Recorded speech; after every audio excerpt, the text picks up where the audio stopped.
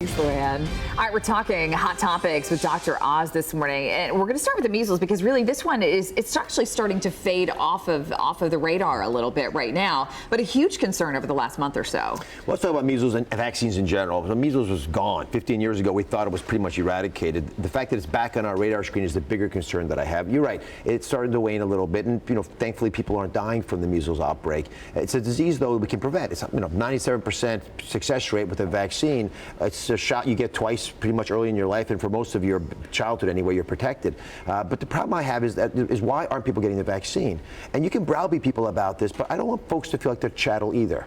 You do have a choice. You don't have to get vaccinated. I think it makes rational sense to get vaccinated, and we stop trying to push people, but instead explain in a more rational and emotional way that we actually care so much about these kids. We don't want them exposed, not just to the illness, but to the threat of the illness. So what do you say to the parents who are convinced that vaccines can cause autism? How do you talk to them about that? So I talked about this on the show, and I got the CDC and I got all the government agencies, but families know that. And then I got Autism Speaks.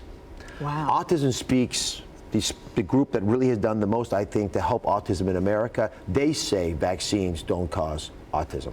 So I think we should move past that. There are things that do cause autism that we can control, maybe like toxins in the environment. I don't think vaccines are good for autism, but we can't tie them to the disease. And there's a very clear problem if you don't get vaccinated. And I think measles are the tip of the iceberg. There are many other problems like whooping cough that really do kill kids in a fairly high. My father was one of 11 children. Several of them died of whooping cough. Wow. So it's only 2 generations away, and we're already beginning to forget about it. And think about things like polio. Or smallpox, devastating illnesses. Sure. We don't want to have any of these reintroduced into our lives. So at least be wise about the threats into our emotional psyche as well. Let's talk the superbug. This was a huge story, not only at UCLA and the medical center there, but across the country. Very frightening. So we're now learning about the superbug that it was apparently on a piece of medical equipment. Is that right? So there's a procedure that doctors do that requires us to really go into a very small little pathway in the body, like the bile duct.